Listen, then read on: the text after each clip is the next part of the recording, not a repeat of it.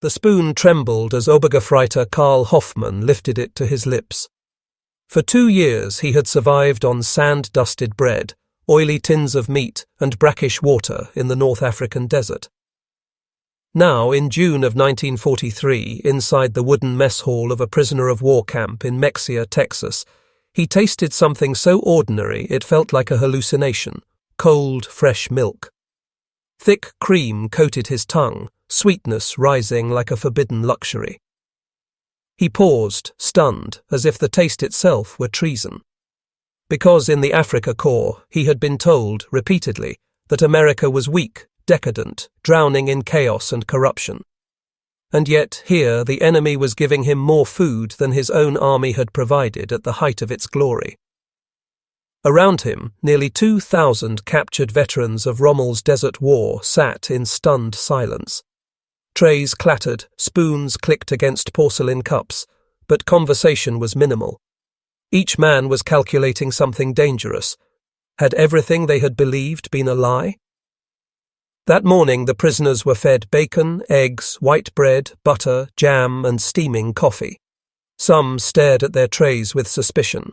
Others devoured every bite with an animal hunger that left them dizzy. In hidden diaries smuggled beneath mattresses, men would write words that would have earned them punishment in their own barracks. The Americans feed their prisoners better than Germany feeds its soldiers. From the mess hall windows, Hoffmann saw guards on break eating thick sandwiches, laughing with ease, smoking without concern for rationing. The shock was not just the food, it was the abundance. The dining hall was not a field kitchen pulled by exhausted horses, not a greasy cauldron of watery stew. It was fully equipped, electric refrigerators humming, steam tables warming stainless trays, industrial dishwashers roaring in the background. A machine of plenty, operating wit, haut strain. None of them could know, not yet, that this breakfast would become one of the most profound psychological shocks in modern warfare. Nazi propaganda would not be dismantled by tanks or artillery, but by calories. Every egg, every slice of bread, every glass of milk would chip away at the edifice of racial superiority and ideological certainty. They had been told America was rotten, divided, collapsing under the weight of democracy. But here, the very opposite stared back at them, steaming on a tray. And for the first time since capture, silence spread across the hall, not from fear, but from the quiet realization that their world had just been shaken by a meal. In April 1943, the desert surrendered its ghosts. After 2 years of maneuver and slaughter, the once proud Afrika Korps collapsed in Tunisia under the crushing pincer of British and American forces. More than 250,000 German and Italian soldiers, an entire army, laid down their weapons in the largest mass capitulation since Stalingrad. Among them was Karl Hoffmann, still caked in dust and disbelief, marched into barbed wire enclosures that sprawled for miles across the baking landscape. His boots were cracked, his uniform stiff with sweat, and his stomach gnawed with the familiar ache of hunger. But his mind reeled not from defeat alone, but from what came next. The Allies, overwhelmed by the sheer scale of prisoners, faced an impossible question: where to put them all? The temporary cages in North Africa overflowed. Trucks arrived daily with more captives, their hands raised, their eyes hollow. Within weeks, the US made a stunning decision: ship tens of thousands of enemy soldiers across the Atlantic. For Hoffmann and his comrades, the rumor sounded like madness. America was supposed to be crumbling under war production, a divided land of strikes and poverty. How could such a nation afford to house its enemies? Some whispered that the voyage was a ruse, that they'd be drowned at sea, quietly erased. Others suspected slavery or brutal labor camps in mines and swamps. But when the transport ships came, the truth was stranger than rumor. German prisoners boarded Liberty vessels laden with war supplies, steel crates, tanks, jeeps, even aircraft engines. As soon as they were emptied in North Africa, they were refilled with living cargo, defeated soldiers who became ballast on the journey back. Hoffman remembered standing on the deck as the African coastline shrank, the salty wind burning his skin. Somewhere below, in refrigerated holds, the Americans carried fresh beef, eggs, fruit, and milk, not for themselves, but for the prisoners. The scale of it defied comprehension.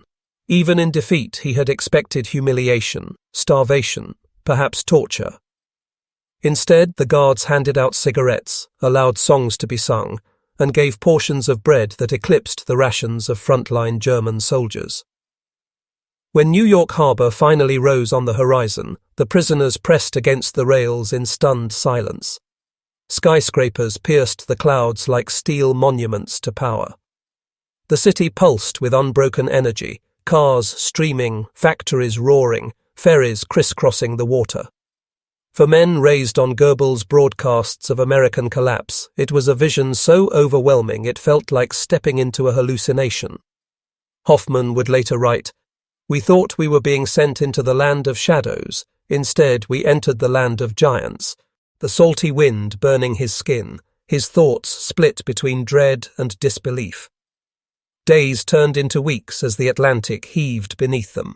The prisoners slept in hammocks strung like spiderwebs, hundreds packed into the steel belly of the ship.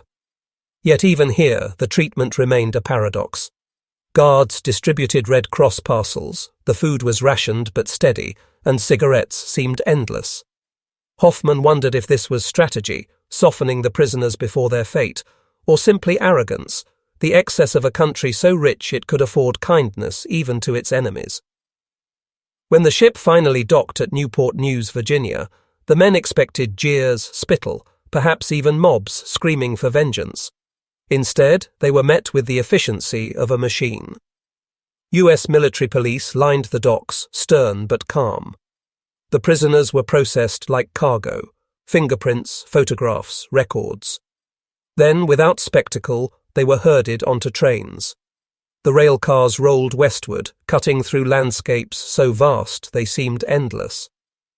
Hoffman pressed his forehead to the window, watching forests, fields, and rivers blur past.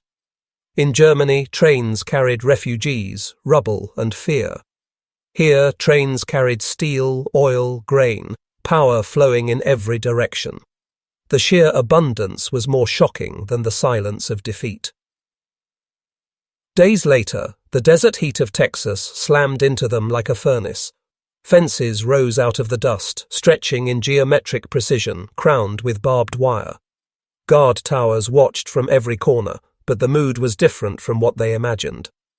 The gates swung open, and inside they found rows of barracks, clean and orderly. Beyond them, baseball fields, kitchens, classrooms, even a library. This was not the vision of punishment they had feared. It was containment, strict but strangely humane. At Camp Mexia, Hoffman was assigned to a barrack with 40 other Soson men. The floors were polished, the bunks had mattresses with springs, and electric fans buzzed overhead to fight the suffocating heat. Most shocking of all, each man was issued fresh uniforms, dyed denim, stamped PW in bold white letters across the back. They were prisoners, yet dressed like workers, housed like men, not animals. On the first night, when dinner was served, beef stew, potatoes, bread and coffee, many hesitated to eat. Some whispered that it was poisoned, a trick to thin their numbers.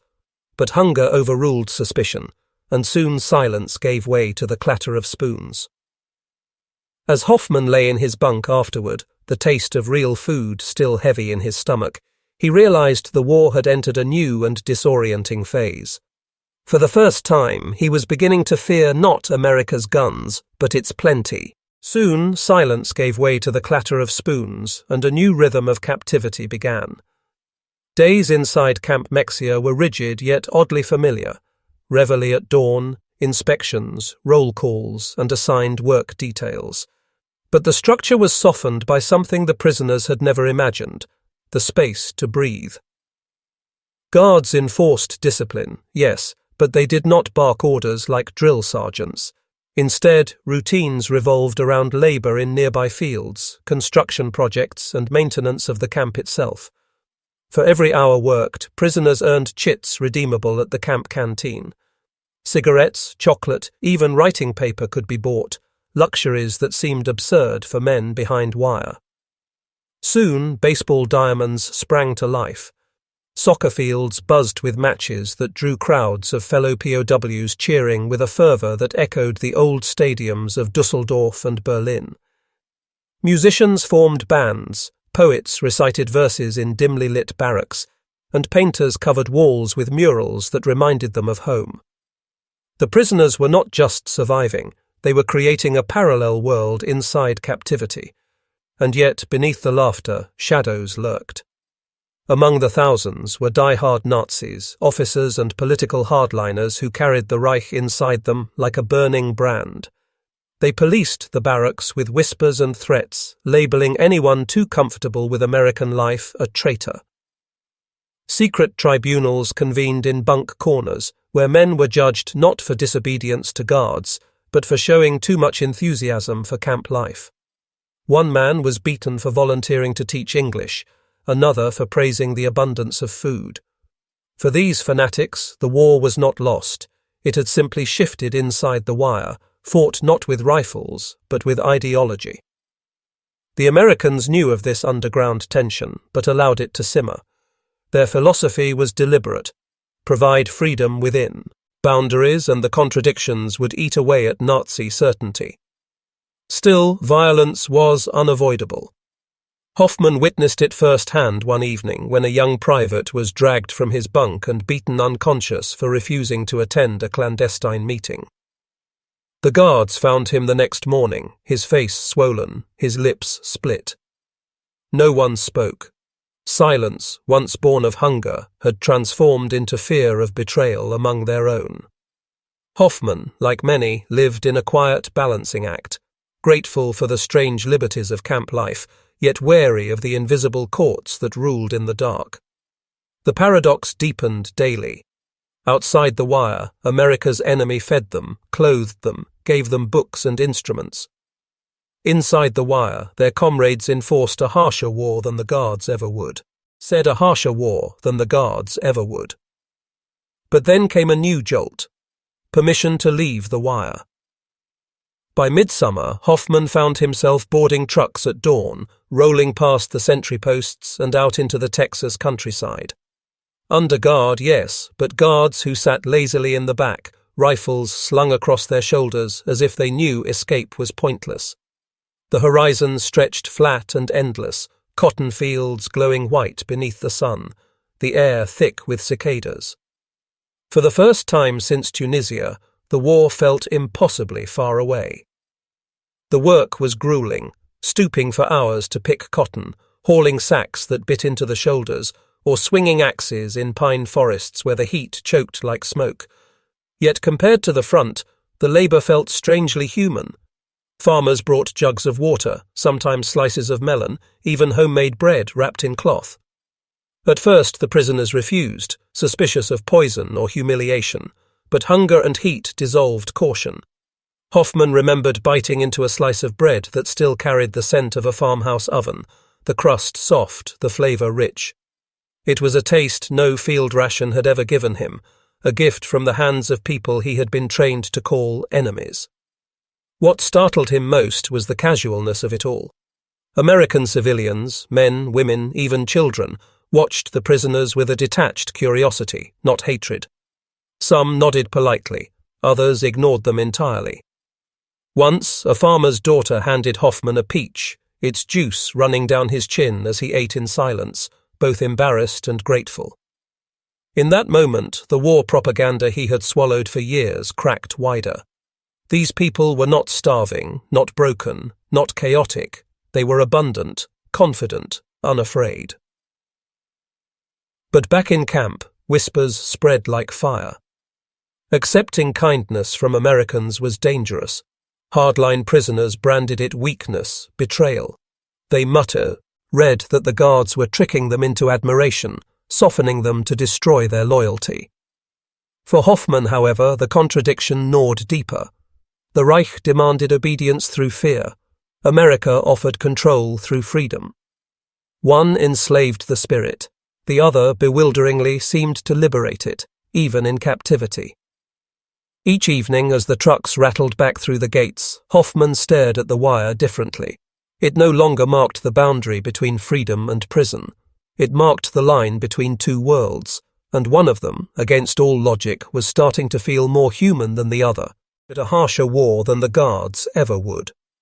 But for Hoffman, the truest battlefield was not the fields or the barracks, it was the page. Every night, beneath the whir of electric fans and the murmurs of exhausted men, he pulled out a scrap of paper scavenged from the canteen and began to write. His diary became a secret witness, recording the contradictions that gnawed at him, the taste of milk, the kindness of farmers, the silence after a beating. He wrote in tiny script, careful to disguise his thoughts should a fanatic pry through his belongings.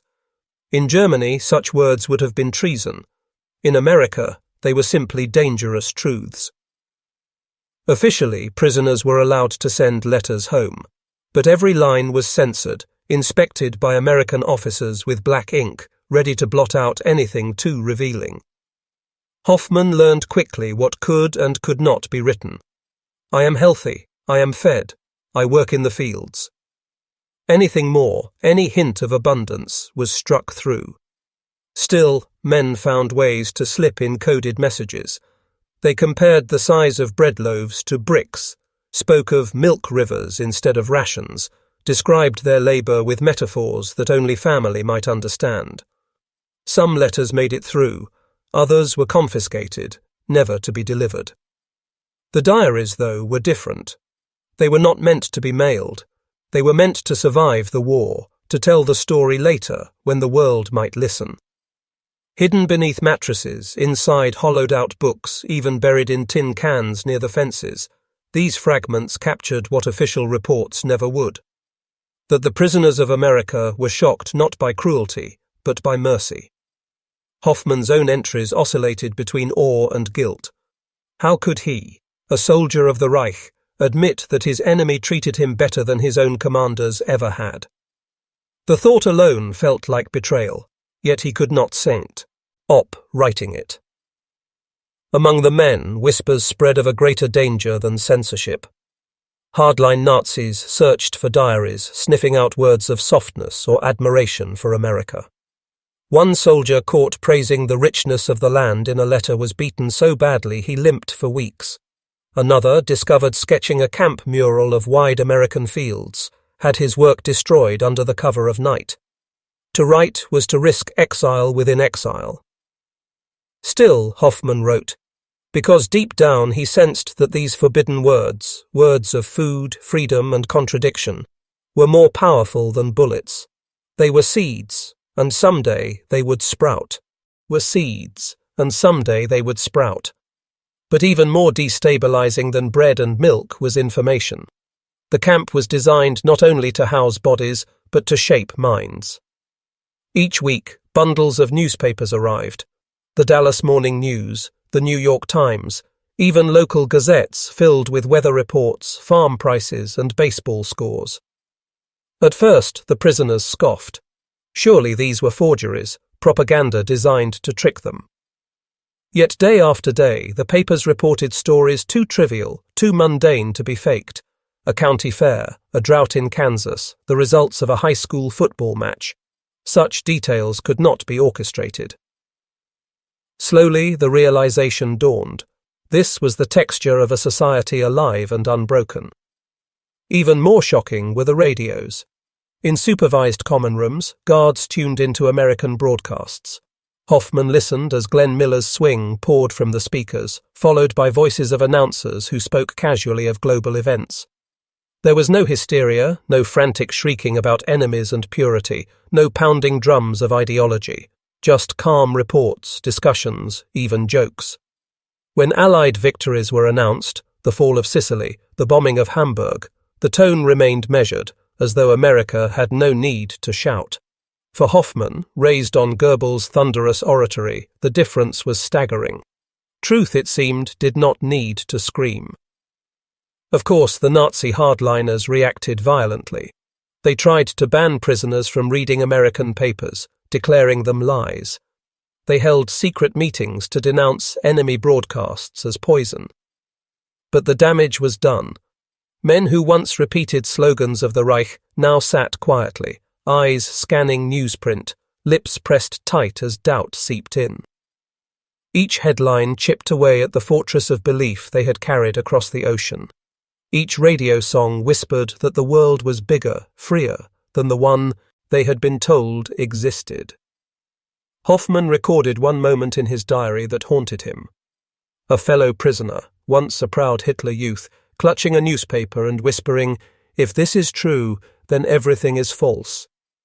The paper shook in his hands, not from fear of guards, but from the collapse of an inner world. Hoffmann realized then that the Americans had built a weapon more devastating than any artillery. They gave their prisoners access to unfiltered reality, trusting that truth itself would do the work of destruction. And it did. Slowly, silently, relentlessly, the Reich began to crumble, inside the minds of its own captured soldiers. How could he, a soldier of the Reich, admit that his enemy treated him better than his own commanders ever had? The thought alone felt like betrayal, yet he could not deny it. And then came a new layer of shock: culture. For the first time, Hoffmann and his comrades were exposed to the everyday life of America, a civilization painted to them as chaotic, decadent, and collapsing. Instead, it unfolded with unsettling complexity. In the camp's recreation hall, phonographs spun records of jazz and swing, rhythms unlike anything sanctioned in Germany. Glenn Miller, Duke Ellington, Benny Goodman, music born of freedom, improvisation, and a mingling of races. To some POWs it was noise, proof of decadence. To others it was intoxicating, a sound that seemed to carry a confidence their world had never allowed. Hoffmann found himself tapping his foot despite his own resistance, the brass and drums erasing the silence of barbed wire. Religion, too, revealed a fracture. Chaplains, both Catholic and Protestant, were allowed to visit the camps, offering services not imposed but invited. Men who had long felt faith twisted by Nazi slogans suddenly encountered sermons about mercy, forgiveness, and dignity. Hoffmann noted in his diary that the tone was not commanding but gentle, as if faith here belonged to individuals, not to the state. For prisoners raised under a regime that fused politics with dogma, the separation was unsettling, yet oddly liberating. And then there was the question of race. For the first time, many German soldiers saw black Americans in uniform, guarding them, working alongside them, moving freely in a society that propaganda had declared degenerate. Some POWs reacted with disgust, unable to reconcile the lie they had been told with the reality before their eyes. Others felt an even sharper sting. Humiliation that men their leaders called inferior now stood over them in positions of authority. Hoffmann wrote with a mixture of shock and quiet respect, "They walk as equals here. It is something I cannot understand, yet it unsettles me more than defeat itself." Yet contradictions remained. Prisoners noticed segregated facilities in southern towns, a hypocrisy that clashed with the image of equality they were beginning to sense. America was not perfect, not free from prejudice. But compared to the brutal hierarchies of the Reich, even its flaws revealed a system more open, more flexible, more human. For Hoffmann, these cultural shocks were as destabilizing as any battlefield. Because every song, every sermon, every contradiction whispered the same forbidden truth. The enemy's world was not weaker, it was larger, remained. Even as music, sermons, and daily encounters chipped at the old certainties, another war raged behind the wire. Not between guards and prisoners, but prisoner against prisoner. The fanatics, the die-hard Nazis who refused to surrender even in defeat, policed the barracks with terror. They saw every smile at an American joke, every letter that praised the food, every man tapping his foot to swing music as proof of treason. And for those found guilty, the punishment was swift and brutal. At Camp Mexia and other Texas installations, secret courts convened at night. Prisoners formed honor tribunals, complete with mock judges and whispered verdicts. A man might be dragged from his bunk, beaten with fists and belts, strangled with wire, or left bleeding in the dust between barracks. Officially, it was discipline. In reality, it was murder. In 1943 alone, several German POWs were killed by their own comrades, their deaths disguised as accidents or suicides. Hoffmann watched with a sickening clarity as the Reich, though defeated in battle, maintained its iron grip through fear. The Americans eventually noticed. One morning, guards discovered a body hanging in a latrine, the note of suicide written too neatly to be real. Another time, a prisoner was found floating in a reservoir, his face bruised beyond recognition. Investigations followed, but silence reigned. Witnesses denied everything. To speak against the killers was to sign one's own death sentence. In the twisted hierarchy of camp life, loyalty to the Reich was enforced more ruthlessly by prisoners than by any guard. Yet the Americans adapted. They began separating suspected fanatics from moderates, transferring men to different camps, breaking up networks of terror. They held trials of their own, sometimes sentencing the ringleaders to death for murders committed on American soil. The paradox deepened. Men who had fought in Hitler's armies were now being executed not for killing Americans, but for killing their fellow Germans within the wire. Hoffmann recorded in his diary the chilling effect. "The Reich follows us here," he wrote. "Its shadow stretches across the ocean, binding us in fear. Even where the Americans show mercy, our own brothers show none." For him, the camp was no longer just a place of captivity. It had become a mirror, revealing the Reich's true nature, stripped of uniforms and parades, reduced to the raw cruelty it inflicted on its own. And in that mirror, Hoffmann began to glimpse what freedom might mean, not the absence of fences, but the absence of fear itself. Yet contradictions lingered. Life inside the camps unfolded against the distant thunder of a war still raging across oceans. Each newspaper brought new headlines: Allied landings in France, Soviet advances, cities in Germany burning under endless bombs. For the prisoners, the camp became both a refuge and a purgatory, a place where they could eat in safety even as their families starved back home. Hoffmann's diary darkened with guilt. "I am fed while my mother queues for bread," he wrote. "I sleep on a mattress while my brother sleeps in the mud." Then came May 1945. The guards gathered the prisoners, radios blaring, and the news hit like a shell burst. Germany had surrendered unconditionally. For a moment, silence swept the camp, thicker than any roll call. Some men wept openly. Others collapsed to their knees, clutching their heads in disbelief. The fanatics raged, shouting of betrayal, swearing that the fight would continue underground. But most sat numb, staring at the ground, their world gone in a single broadcast. They were soldiers without a nation, uniforms without a country. The Americans did not celebrate in front of them. Instead, guards carried on with the same calm efficiency, serving meals, running work details, keeping order. Yet the prisoners felt the shift. The war was over. Their captivity no longer defined them as enemies, but as remnants of something already dead. Hoffmann described the feeling as standing in the ruins of an invisible city. Our empire collapsed not with the roar of artillery, but with the crackle of a radio.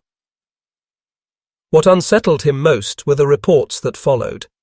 Liberation of cons, ration camps, photographs of skeletal survivors, piles of corpses, names of places whispered like curses: Buchenwald, Dachau, Bergen-Belsen.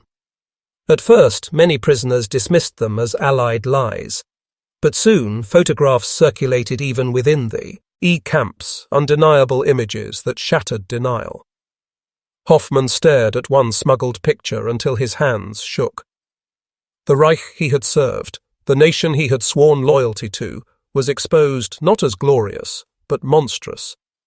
"We thought we were fighting for honor," he wrote, but honor was nowhere to be found. For Hoffmann and countless others, the surrender was not just the end of war. It was the collapse of identity itself. To return to Germany would mean walking into rubble, into shame, into questions with no answers. The enemy had not only defeated them, it had dismantled the very idea of who they were. The war had ended, but captivity did not. For millions of German soldiers held across the United States, Britain, France, and the Soviet Union, the word surrender did not mean release. Instead, new orders arrived. They would not yet be sent home. They would rebuild what their nation had destroyed. Many POWs were transferred to labor battalions, sent to harvest crops, mend roads, and clear rubble in countries their armies had once tried to conquer. It was a strange reversal. Men who had marched with rifles now bent their backs with shovels, repairing the very lands scarred by their invasion. Hoffmann described the confusion in his diary. We counted the days after the surrender, waiting to go home. Instead, they loaded us onto trains, not to Germany, but deeper into America's farmland. We worked from sunrise to dusk, planting wheat we would never eat. For some prisoners, it was humiliating. For others, it was survival. Compared to the hunger and ruin they imagined awaited them in Germany, American farms seemed almost merciful. Yet the longing for home grew heavier with each passing month. Letters arrived sporadically, some describing families surviving among ruins, others telling of loved ones gone, houses burned, entire towns wiped from the map. In France, the story was harsher. German POWs were used in dangerous labor, clearing mines, repairing bridges under threat of collapse, often with little food or medical care. Survivors later called it a second punishment, one that blurred the line between justice and revenge. In the Soviet Union, captivity was a darker fate still. Hundreds of thousands were marched eastward, many never returning, swallowed by gulags and frozen landscapes. For them, surrender meant years, even decades, of silence. Meanwhile, in the United States, local communities grew attached to the Germans who worked their fields and repaired their barns. Farmers wrote testimonials defending their boys, saying they had become like family. Some prisoners even fell in love with local women, though regulations forbade marriage or fraternization. When news came that they were finally to be repatriated, not all rejoiced. Hoffmann noted the paradox. We dreamed of Germany for years, and yet when the time came, some of us were afraid to leave. Home was no longer the home we remembered. The road back was not a victory march. It was a return to a homeland that no longer existed, to streets turned to ash, to families broken, to a name, German, now synonymous with guilt. For men like Hoffmann, the journey home was not an end, but the beginning of another exile, living as survivors of a war their country had lost in every sense. The trains that carried the prisoners back to Germany rolled not into triumph, but into devastation. Station platforms were little more than heaps of stone. Cities once proud with cathedrals, universities, and marketplaces had been flattened into seas of rubble. When Hoffmann stepped off the train, he saw children scavenging among ruins for scraps of wood, women with hollow faces pulling carts piled with bricks, old men staring blankly at streets that no longer existed. The Germany he had left in uniform was gone, replaced by a wasteland that barely resembled a country. Reunion was not always joyous. Some families had vanished under the bombs. Others greeted the returning soldiers with suspicion or coldness, for the uniforms carried shame as much as recognition. Hoffmann's mother survived, but his brother had been killed in the final battles around Berlin. The small apartment where they had once gathered was gone, reduced to an empty crater. I did not return home, Hoffmann wrote, I returned to ghosts. For many former POWs, the collapse of the Reich meant the collapse of their role as fathers, sons, or brothers. They had left as protectors, they returned as reminders of defeat. There was also the unspoken burden, the knowledge of what their nation had done. In whispers and fragments, stories of the concentration camps seeped into daily life. The photographs Hoffmann had once seen in captivity were now undeniable, plastered on walls during Allied trials. To live as a German in 1946 was to live with a shadow, a brand that could not be washed away. Even those who had not committed crimes carried the weight of complicity. Silence became the survival strategy.